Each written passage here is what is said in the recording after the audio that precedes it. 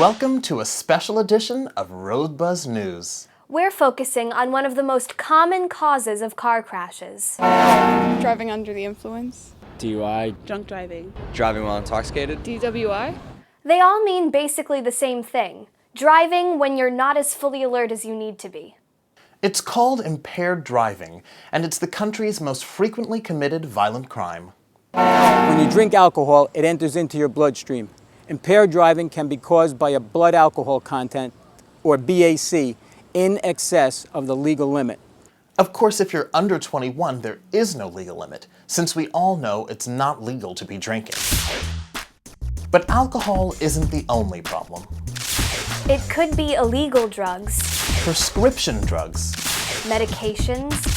or you've been cramming and you're too tired to drive.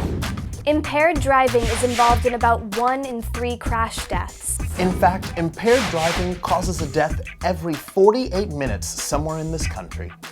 With the help of volunteers from SAD, Students Against Destructive Decisions, we're going to show you some situations that lead to impaired driving and what you can do to avoid becoming a victim.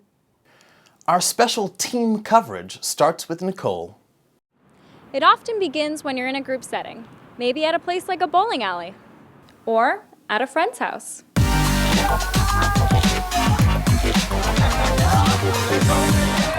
Someone brought a bottle, or drugs like marijuana. It's time to leave, and you see that the friend who's supposed to drive you home isn't acting right.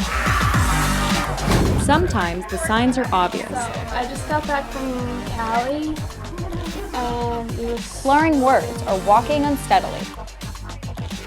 But sometimes the signs are more subtle.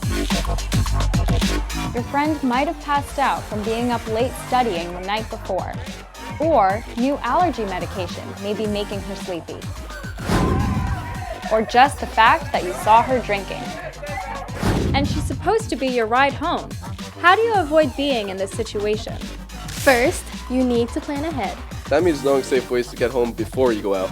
Have a code to let your family and friends know that you need help. That way people don't think you're lame. Hey Dad, it's me. Do you still need me to pick up milk on the way home? You could use alternatives, get another friend to drive. Make sure you know how to get home. Don't leave it up to someone who's supposed to be driving you. Be prepared to use public transportation if it's safe to do so. Or call a taxi if you have to. Those are all great ideas worth remembering. But let's ratchet it up a notch. Scott takes it to the next level. Nicole, let's start with busting some common myths. Beer is less intoxicating than other kinds of alcohol. True or false? I guess true. What affects you isn't the type of alcohol, but rather the amount. So for example, while hard liquor has more alcohol per ounce than beer, people tend to down more beer. So you actually end up getting as much, if not more alcohol. For the record, here's the definitions of one drink. Beer, 12 ounces. Wine, 5 ounces. 80 proof alcohol, 1.5 ounces. That's what you get in a shot. Alright, next question. Taking a cold shower or drinking hot coffee will sober you up. I think it's true. There's no quick and easy way to get sober, so even if your friend says he's okay to drive, don't believe it. The only way to ensure that your driving is not impaired is to be sober. You be the designated driver. That's why it's a great idea to use the buddy system. Promise to watch each other's back. And not let someone who's impaired drive. If it can be done safely, how would you stop a friend from driving? I would take the keys. Take away their keys. Take their keys away. Take their keys. Hide the keys. I definitely wouldn't let them drive though. Bottom line, don't let your friend drive. For Road Buzz News, I'm Scott. Even if your friend doesn't get behind the wheel, you may have another serious issue to deal with: alcohol poisoning. Christina is standing by with more on this. That's right, Sienna. Research shows that teens actually tend to drink more than adults do in a given situation. That can lead to binge drinking, which is having about 5 drinks at any one time. Joining me are first responder Maaz and Joe, an experienced EMT. Maaz, what is alcohol poisoning? Well, alcohol poisoning is when you have too much alcohol in a short time period, and it can be toxic. You're literally being poisoned by the alcohol. Joe, what does this poisoning do to you? This poisoning can affect your heart and gag reflex, so you could choke on your own vomit. You could stop breathing and pass out, and even end up in a coma. Can it actually kill you? Yes, alcohol poisoning can be deadly, so it requires immediate medical attention. Maaz, if we're with someone who we suspect has alcohol poisoning, what should we do? First thing, call 911. Don't let them lie down, keep them sitting in the upward position. If they're not conscious, lay them on their side, not on their back, and check for breathing.